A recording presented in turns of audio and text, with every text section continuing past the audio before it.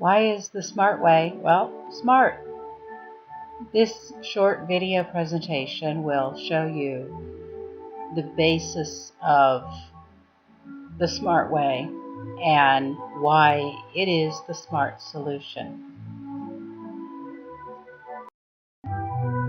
You are currently watching the long version of this video that is fully narrated. If you would like a shorter version, it is posted on the YouTube account for Janine Joy, and in parentheses at the end of the same title it says shorter version. It's about half as long, but you might spend as much time watching it because it's designed so that you can pause on any slide you want to explore further.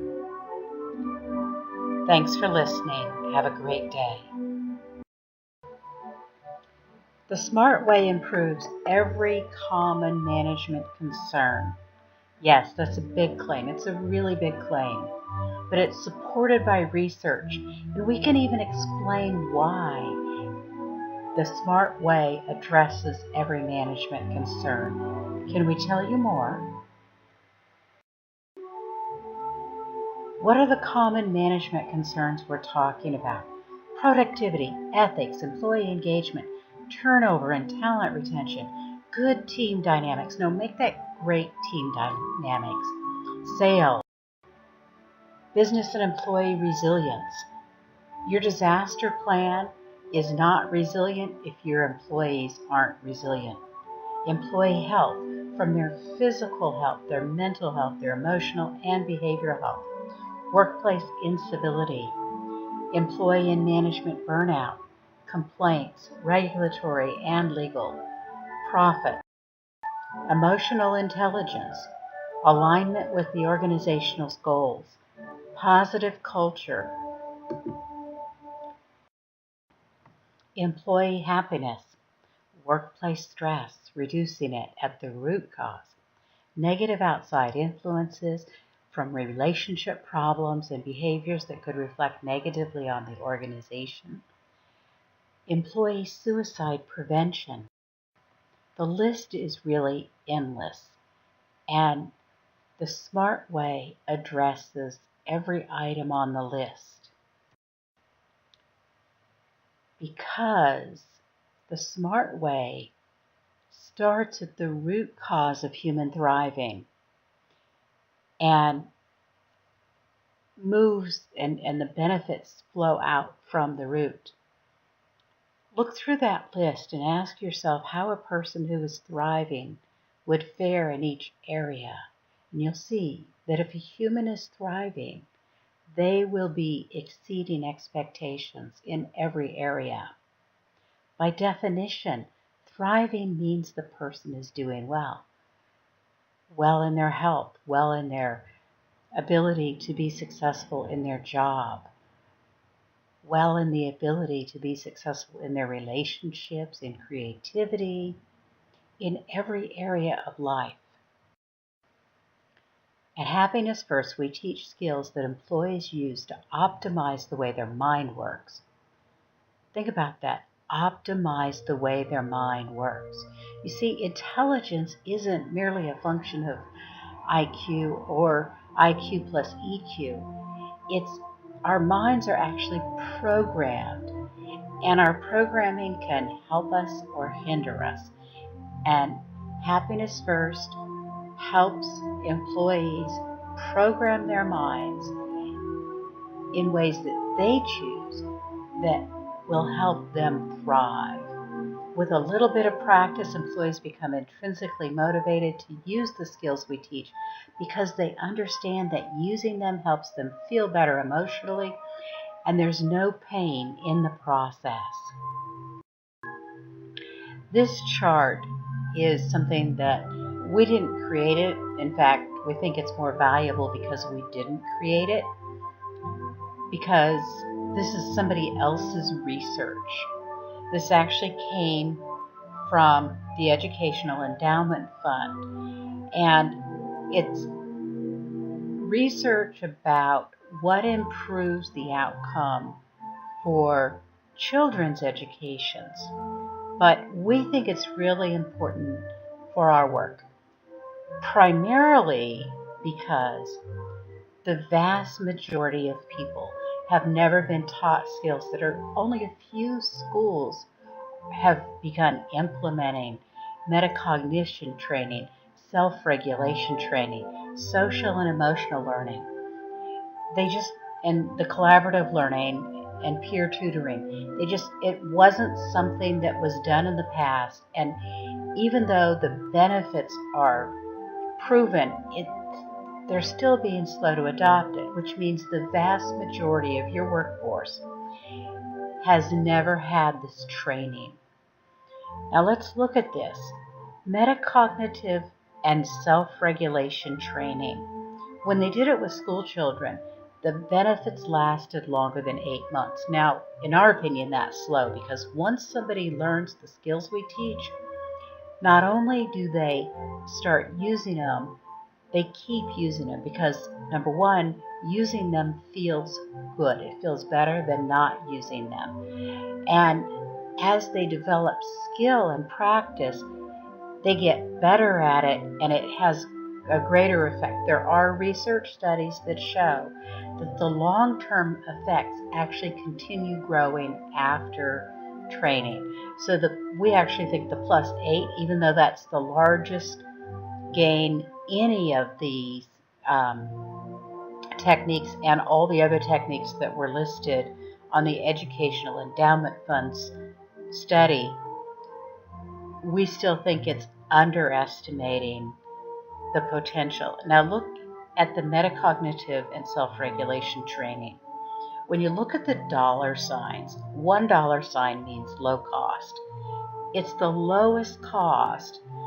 The locked locks show how robust the research is. And this one has 4 locks. That's very robust research for a low cost and the highest return. Why is it the highest? Because metacognitive training starts at mindset, which is the root. Everything we do starts with the way our mind is programmed, with the way we use our mind.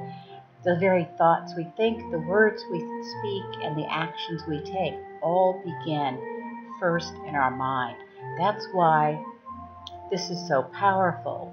And when you start in the mind, there's no fight there. If you start with behavior and the beliefs are different, the beliefs and the behaviors are at war. When you start by changing the root in the mind, everything flows. There's no internal war going on. And when you use metacognition and self-regulation to change the outcomes by changing the thoughts, the words, and the actions, everything can work so much better. At Happiness First, the cost is low because we don't need to have one-on-one or even small group time in order to train employees how to use this. We can have large groups. In fact, over 40 is a better number than under 40, just because of the energy in the class dynamics and all of that thing. But we can have hundreds of people in one training program, and that really keeps the cost down. But it also sets the stage for our newest program, which is a coaching program where everybody becomes a coach, which ties right into the peer tutoring and the collaborative learning. And when you do that, you couldn't do it without the metacognitive training, because if you start trying to have peers do peer-to-peer coaching, you're going to run into people who are defensive and people who try to undermine other people by, giving them feedback that actually diminishes their self-worth or their self-esteem or upsets them. It's only when you've got this solid platform where people understand that if they raise others up, it raises them up, and that anybody who is trying to bring you down isn't focused on you, they're actually trying to restore or improve their emotional state. So when you look at the global picture of what helps people thrive, their research shows that the basis, the core of the Smart Way program and the Smart Way coaching program are supported by research. And we'd really like to sit down and talk with you about how we can help you achieve your goals. The other programs are here. Partially, for example, the outdoor adventure learning. A lot of companies pay a lot of money to send employees to programs like that, and they do some good. But when you compare their cost and their benefit to metacognition training, self-regulation, social and emotional learning, peer tutoring, and collaborative learning, the cost of the Smart Way is less and you get more benefit from it. Everyone's brain is programmed. Most people's brains are programmed by default based on experience and cognitions they had when their age was still a single digit. Think about that. Do you want a brain that formed its beliefs before you were 10 years old, running your life? Or do you, at whatever age you are now, 11 to 111, do you want to consciously make choices about the programming that is really determining how you experience life?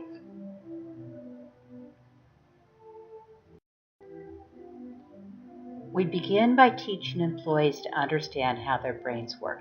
It's not about this part does this and this part does that. It's about the process that the data our senses collect goes through before we are consciously aware of it, and how it selects, how our mind selects what small portion of that big data that's collected we will be made consciously aware of.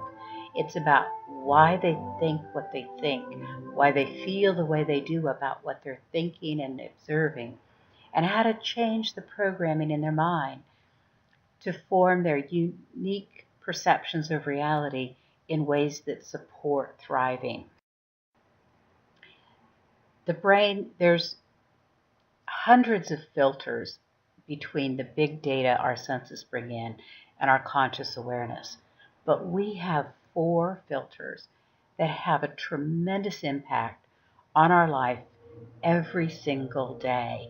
And those are our beliefs, our expectations, our emotional state, and our focus. And that's what we've really put our attention on, teaching people how to change. We don't tell them what to believe or what to expect or how to feel or what to focus on. We tell them how to be in control of it and how to know when to focus on what. And then they remain in total control of the choices they make. But we help them understand, if you make choice A, your outcome will look like this. And if you make choice B, your outcome will look like this. But the ultimate chooser, the autonomy, remains with every employee. This chart looks very complicated. You can pause the video and look at it for as long as you would like. So I've separated emotional state into zones, and a number of predecessors had emotional charts. I created the zones because I think it makes it helpful for discussion purposes.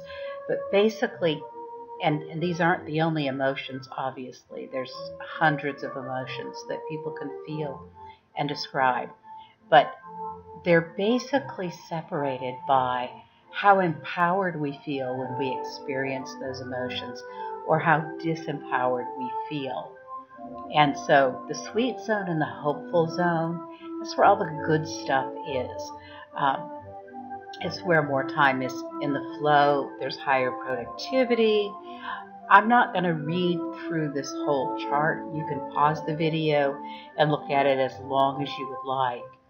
But if you look at it, you see that all the behaviors that society and employers and spouses and parents want are occurring in the sweet zone and the hopeful zone.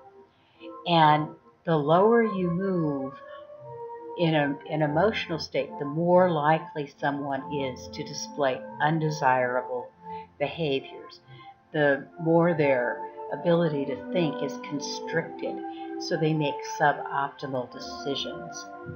And I'll let you pause, as I said, and peruse this as long as you would like.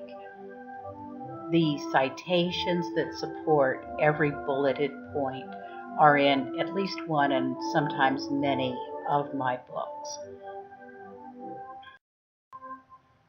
When we talk about employee engagement, the level of engagement exists along a continuum.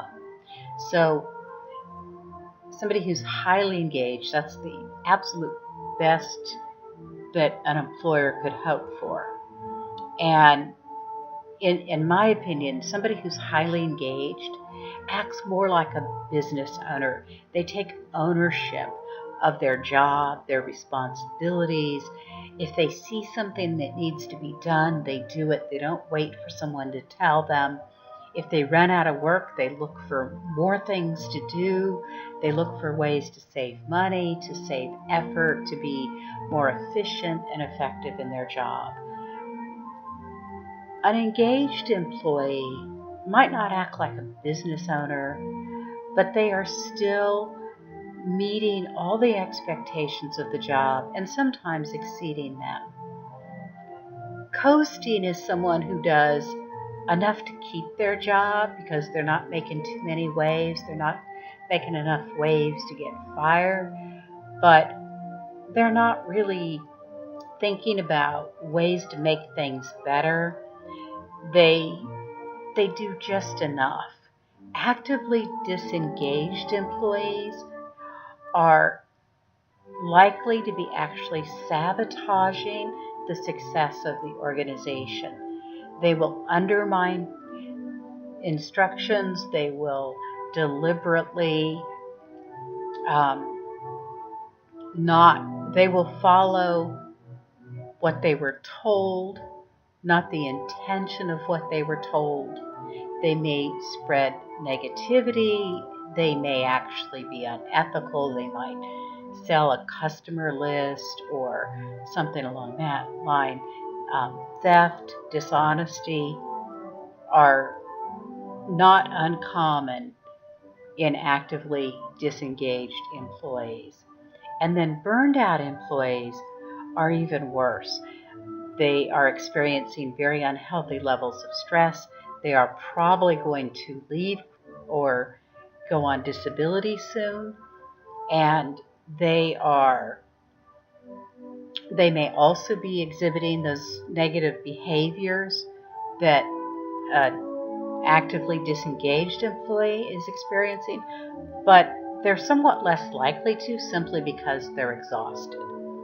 And so it's think about, on that emotional guidance scale, down at the very bottom, the most disempowered are depressed and hopeless. The burned out is a match to that, whereas the actively disengaged is coming into that anger area where little vengeful, spiteful things occur. And so you can see that the burned out one there's just no energy in them. So I'm going to go through several important relationships, and all but the last slide begin in the same way. They begin with negative habits of thought, which create higher stress, lower mood, and chronic stress. So the first, and all of these, again, there's citations in my books that support every relationship here, and all of these relationships are strongly supported in the scientific literature. So high stress lowers cognitive function. What does that mean? It means that they make worse lifestyle decisions. They don't exercise as much. They're more likely to drink. They're more likely to do drugs. They make fewer healthier food choices. They're more likely to smoke. They have a higher risk of getting HIV because they're more likely to take risks. They're also less likely to wear their seatbelt. They are more likely to drive recklessly. There's all sorts of things that fall under the category of risky behaviors. Like the last one, more unplanned and undesired pregnancies. That, again, comes from risky behaviors. And they're more likely to commit crimes. They have lower career achievement. They make suboptimal decisions because as cognitive function constricts, they don't have access to the same solutions that they would have access to if they felt better. They make inaccurate assumptions. There's research that shows that physicians who have high stress are less likely to make accurate diagnoses, and they're just less likely to be the brilliant one, quite frankly. When you're stressed, you're just not as smart. And they have lower academic achievement. They are more likely to cheat, and they have to work harder for the same outcome. Now, this has the same beginning, the negative habits of thought, but then it comes to relationships are diminished. There's less social support. Think about it. If you're grumpy, not as many people are going to like you, and they're less altruistic. They really don't feel the inclination to do things for others, mainly because their own needs are not met. They are more racist and discriminatory.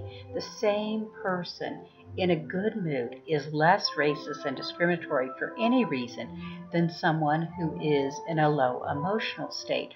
There's research that shows that our brains actually narrow who we consider our in group, the group that is like us, when we feel bad emotionally, and we become more expansive when we feel better emotionally. If I've ever heard of a good reason to make happiness a priority, that is one of them. They are less apt to be kind. Even people that we expect to be kind, even clergy, you put them under stress, and the research shows they are not as kind as they are when they're not stressed. Corporate citizenship declines. They become less engaged at work. They're less likely to marry, and they're more likely to divorce, and they are more likely to bully others. It's a lot of negative stuff from negative habits of thought. And then this is also going to negatively impact cognition and relationships. More sleep problems. So if you don't have a good night's sleep, especially if you don't have a good night's sleep night after night after night, it can really negatively impact your mood and your relationships. It also increases your risk of having an accident, both a driving accident or an accident at work. It increases the risk of obesity and diabetes. So sleep problems, that whether they come from stress or not, but so many come from stress, have a negative impact on these outcomes. Our resources deplete faster. What are our resources? Well, our resources are our ability to control ourselves, to control our behavior. The best way to explain it is if your 2-year-old is going to daycare and the daycare workers tell you how well behaved your 2-year-old is. But you pick him or her up, and at the end of the day, it's like meltdown. That's because they've depleted their self-control while they were at daycare. And once they're back with you, they feel like they can have that meltdown because they feel safe. Well, adults have that too. It's not quite as stark as it is with the 2-year-old, but if we've made a lot of decisions in a day, if we have not gotten proper nutrition, if we're dehydrated, if we didn't have adequate sleep, if we're in pain, if we are ill, all of those things impact us. But the thing is that negative habits of thought will make it worse. So if you don't get enough sleep on a single night and you get up and you've got a negative habit of thought, you're thinking things like, oh, this is going to be a rough day. I didn't get enough sleep. But if you're positively focused, if you deliberately cultivate positive thoughts, you'll say, you know what? My body's really resilient, and one night with not enough sleep, it's not going to affect me that much.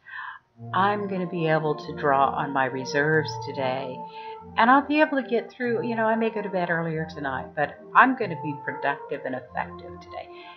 That literally, there's a mind-body connection, and what you say to yourself matters a lot.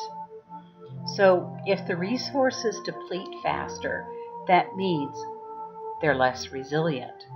They require more propping up by others. And there's increased evidence of learned helplessness. That's the not taking any actions unless they know that they're going to be effective, not taking any risks. And every business owner knows you need to take some risks. So that type of thing. And think about, I'm going to bring it back to disaster recovery. Let's say that something's going on and your organization's in a disaster recovery mode, or there's an investigation. Let's say it's a law enforcement agency, and there's an investigation that they're not getting a lot of sleep, and then they need to work the next day, and maybe this is an ongoing type thing for a while. Well, if their resources are depleting quickly and they're not as resilient, they're not up to the task. So the fact that resources deplete faster from negative habits of thought is something that should be considered in your disaster recovery plans, but it should also be considered in your routine types of things. If people recognize that their resources deplete faster, they may do self-care that help restore those resources, but they need to have knowledge of how to do that, and we teach them. So as an employer, you might think, well, the pregnancy outcomes aren't that big of a deal, but they are. Because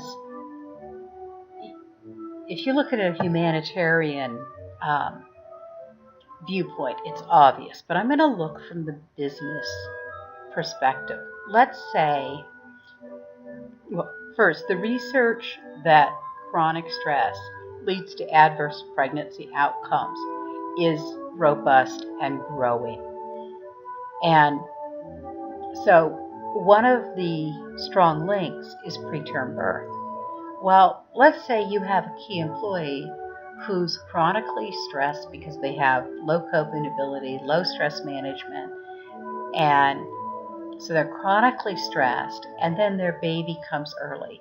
So now their baby has health problems, often health problems that will last a long time, not just the month or two that the baby stays in the hospital after delivery, but ongoing for years. Now you have this chronically stressed employee who has a child with special needs, which adds to their stress.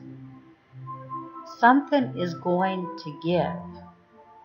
The employee may leave, the employee may be fired because they can't do the job and take care of the special needs, and their performance goes down. Wouldn't it have been better for that employee to have good stress management skills and have full-term delivery and a healthy child? I don't think anybody could say no to that question, especially when we look at the low cost of teaching these skills and the business benefits of it. There's also, even if a preterm delivery is not involved, there's increased risk for the child. Children of stressed mothers and fathers' stress has an impact that the researchers have noted the impact. They can't explain how a father who's stressed during the mother's pregnancy has a negative impact on the fetus's health after birth, but the evidence is there that it does. Just because we can't explain why doesn't mean it's not a valid occurrence or that it's not it it's there. Someday hopefully we'll understand the whole process. So a child born to a stressed parent is more likely to have asthma, is more likely to be depressed prior to age 16, will have more sleep problems, more behavioral problems, and the potential for adverse epigenetic changes is also there. So I don't know how up to speed you are on epigenetics. A lot of people were out of school long before the whole field opened up. So basically, we all have our genetics, but our genetics have on and off switches. On switches can turn on outcomes we don't want, outcomes like cancer. And there's also off switches that can switch it off. And what they're finding is that stress turns on some switches for things we don't want. So it's something to consider because those changes affect multiple generations. They can be reversed, but if there's no intervention, the likelihood is that multiple generations will be negatively impacted by a parent, particularly a mother, who is experiencing chronic stress. Mental health declines from negative habits of thought. In fact, I could show you a continuum that basically you've got positive habits of thought, and then you've got neutral habits of thought, and then you've got negative habits of thought, and all mental illnesses are arising. Nearly all of them are arising over there on the negative, stressful habit of thought. Depression, suicide, lower career success, fewer healthy relationships, more DSM diagnoses, the inner voice is more critical, and the chance of addictions is much higher. Physical pain actually changes depending on our mood. Individuals who have chronic pain that goes up and down, their pain is higher when they're stressed and lower when they're not.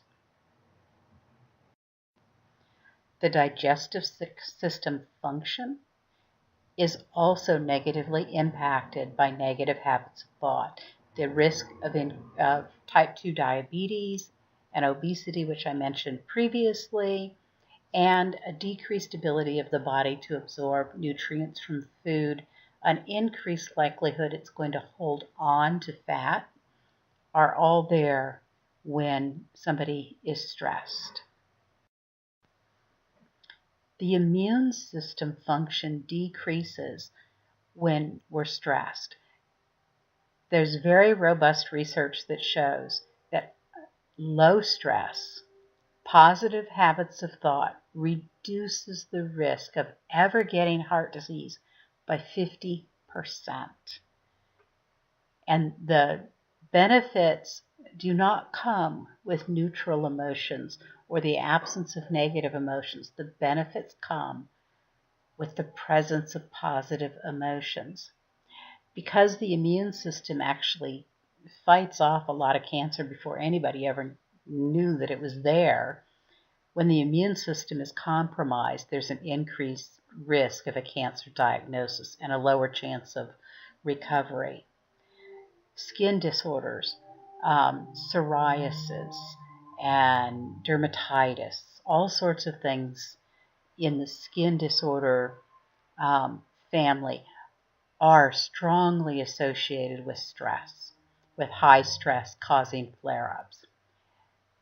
Higher incidence of colds and flu, and they last longer. There's very strong research that shows that someone who is very positively focused can literally be exposed on purpose to a cold or flu and not get it. Whereas somebody else exposed to the exact same, with the exact same exposure, who is neutral or negatively focused will get it. And the more stressed they are, the longer the duration and the worse the actual symptoms. It's not just because somebody's negatively focused, they think the symptoms are worse. They actually did studies where they measured the output on the Kleenex and stuff. I mean, they really wanted to determine, is it their perception that's worse, or are they actually worse? And they were actually worse. There's an increased risk of Alzheimer's, and then more chronic diseases of all types, and slower healing from anything, but including after surgeries.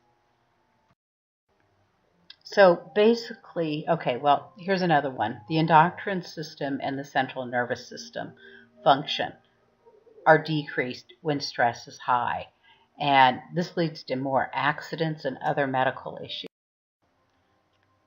Okay, this chart is the only one, actually there's going to be two of them. I separated it to make it more readable. This is positive habits of thought. And that gives you lower stress and better mood because they feel more empowered.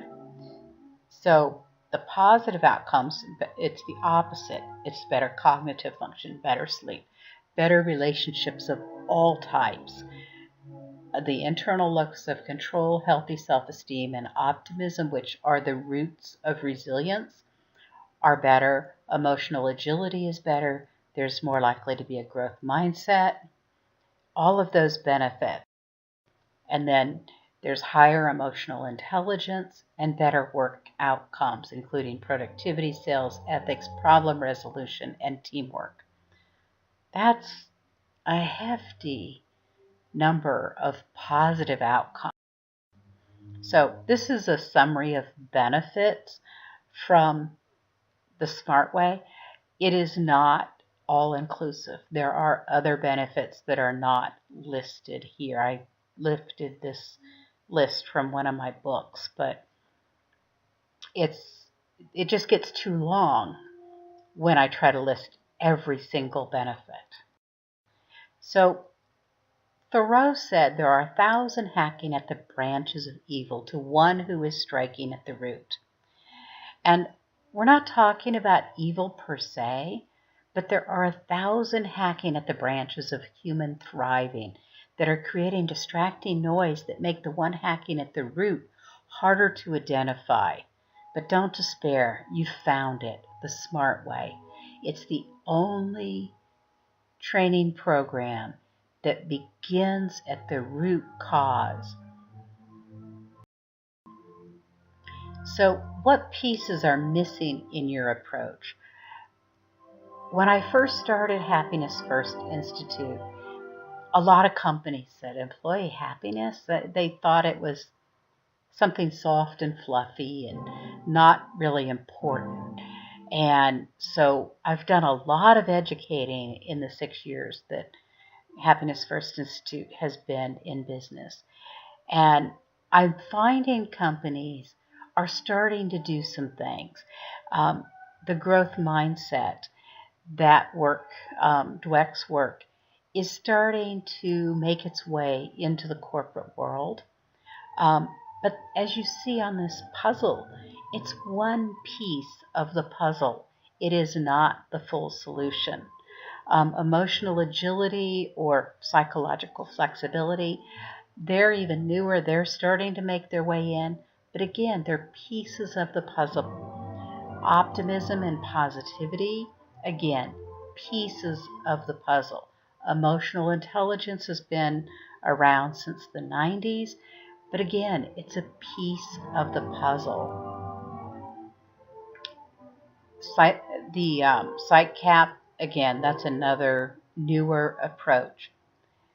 Health promotion, wellness programs, a lot of people are doing that, but they're not doing it at the root cause. My frustration with all the effort being put in, striking at the branches of good health instead of going to the root where it's so much easier to promote good health, is the reason I wrote my first book. I've now written 6.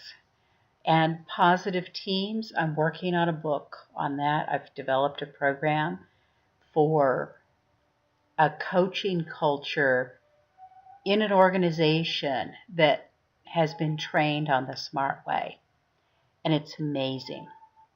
So, what pieces are missing in your approach to address these important issues in your organization? Give us the opportunity. Show us what you're doing, and we'll show you what's missing and how we can help you put the whole puzzle together in your organization. One key piece that no one else is doing is about emotions and new research about the purpose and use of emotions. And basically, if somebody had given you a recipe and they gave you bad instructions, they gave you the wrong temperature, they told you to use flour instead of sugar, or something like that. That's what happened with emotions. And so most people are using an inaccurate instruction book. That's why they seem so difficult to understand at times. They seem to be irrational. They are not. When you've got the right instructions, emotions can make more sense than your rational mind, because your rational mind has hundreds of cognitive biases. And I could show you tons of research that show how we have confirmation bias. Think about the political parties and how divided they are. Cognitive bias plays into that. Awareness that we have cognitive biases opens us up to at least listening to other people's viewpoints. So this new theory about emotions is really a critical piece, and I have not seen anyone else doing it. I started using this theory at the same time it was published back in 2007. So I've got a decade of experience not only using it, but teaching it, because it was working so well. I almost immediately started a meetup group to teach other people how to use it. And then I founded my business, and I've been teaching it since, well, even before then. So we are the leading expert in teaching people about the new definition of the purpose and use, and most importantly, how to apply it effectively in your life. So I was at a program at Pfeiffer University not long ago, and Paula Vincent, who is the president at Novant Health Presbyterian and Charlotte Orthopedic Hospitals, put up a leadership diagram, and I really liked it. So I've recreated her leadership diagram in the blue ink, and the red ink is where the SMART way improves areas. So when you look at self-awareness and personal effectiveness, the SMART way improves emotional intelligence and social emotional learning, which directly feeds the self-awareness and personal effectiveness. When you look at vision and leadership impact, you have to be optimistic to have a vision that somebody's going to follow. And we teach people how to be more optimistic and know optimism and pessimism are not inborn personality traits. Well, actually, I would say optimism is. Pessimism is learned habits of thought that take you away from your natural self. With people skills, the emotional intelligence, social emotional learning, and soft skills that the Smart Way teaches all support those people skills. And then the business and management skills. Someone who has learned the Smart Way is going to have a growth mindset. They're going to be interested in developing their skills. So, although it doesn't directly impact business and management skills, although a lot of senior leaders will tell you that intuition is an important trait and it helps with intuition. But beyond that, it's going to help people become interested in developing their skills. Resilience is ultimately the result of experiencing less stress from the same situation by skillfully using your mind or using skills that improve the ability to cope well with adversity. Resilience is a critical life skill. 80% of C-suite executives and board members say that it's one of the top 3 skills that senior leaders must possess. 75% of lower level workers say that they need resilience on a daily basis to deal with the politics of the workplace, the interaction between employees and their managers. So I want to ask you some questions. I know you want to know if your organization would benefit. So do all your employees, including the management team, work to the best of their ability? Are managers highly satisfied with the performance of their staff? What about their own performance? Are they satisfied with their performance? Is your turnover below industry averages? Are your best people staying or going? Are you a preferred employer in your community? Are all employees passionate about their work and the organization? What about their teammates? Are they passionate about supporting one another? Is absenteeism below industry averages? Do staff exhibit good corporate citizenship? Does everyone take ownership of issues and work to diligently solve problems? Are your customer service results superior? Is productivity per worker well above the average? Are sales much higher than industry averages? There's robust research that shows that positivity and optimism increase sales and ethics at the same time. Are your profits well above your industry average? How often do your employees complain to human resource or to regulators? Would you like to reduce that number? How often do they complain to their manager? Would you like to reduce that number? Is there incivility between workers? Customer observed incivility between workers is one of the fastest ways to lose a customer. Do you have employees who are burned out or heading that way? Do you have employees with anger issues?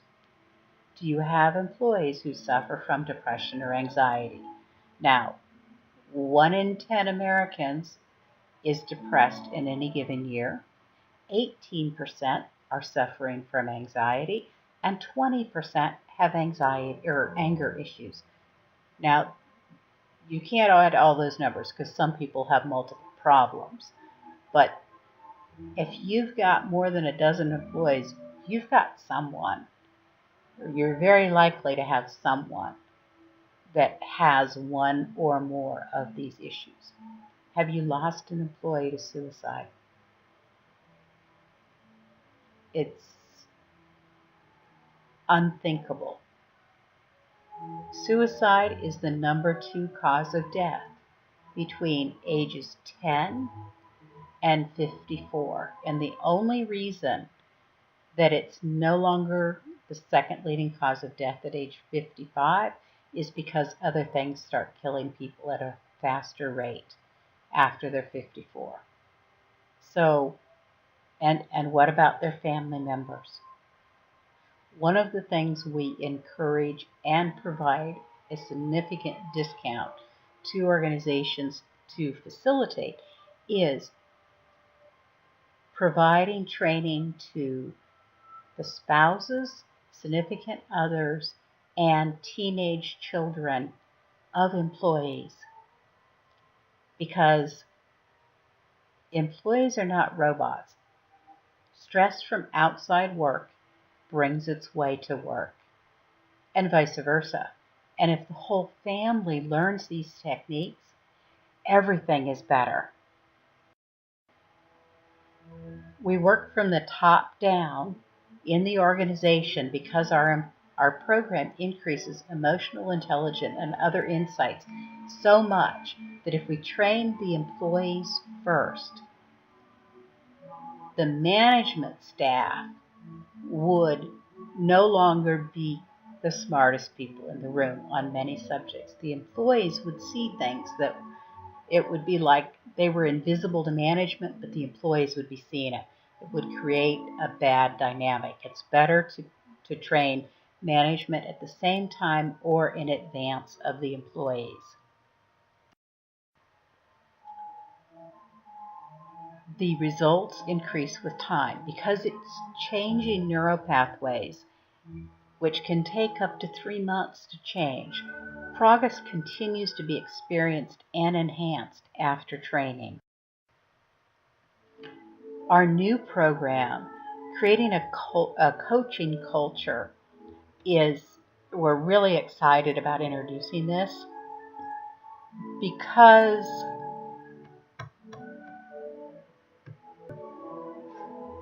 our new program that adds on to the Smart Way training program and creates a coaching culture within the organization, a culture that's only possible once people understand why they and others behave the way they do and say things the way they do, when they do. Because if you try to just implement the program without the training, some employees would be defensive and other people might even try to lower other coworkers' self-esteem by providing negative feedback that wasn't warranted. So, but once they understand the smart way, all of those problems are diminished. They're working from a common platform, and they can provide in the moment positive feedback, in the moment course adjustments for one another. And that really gets the positive momentum going.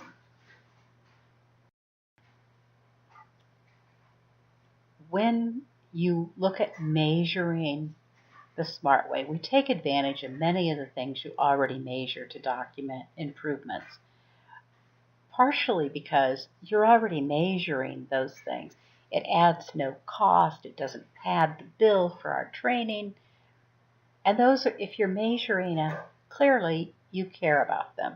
We're not going to come in and say, oh, well, you should measure this because we're going to change that. If you're not measuring it as an organization, it's not something you really care about. So if we came in and said, well, now you should measure happiness. Well, no. We already know from the research that happiness reduces absenteeism, it reduces turnover, it increases cognitive ability, it improves physical, mental, and behavioral health.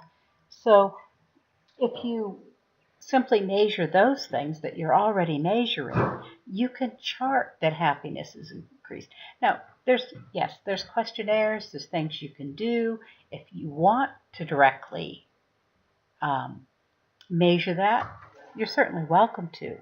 but it's not necessary to see that the training is achieving the results you want. The smart way is also smart because it's the result of over 2 decades of research asking one big question: what makes humans thrive? And unlike most research, we cross silos for the answer, which is the only reason the question was successfully answered. So many siloed researchers told me, that's too big of a question, you can't answer it. And they were right. Nobody in a single silo could answer the question.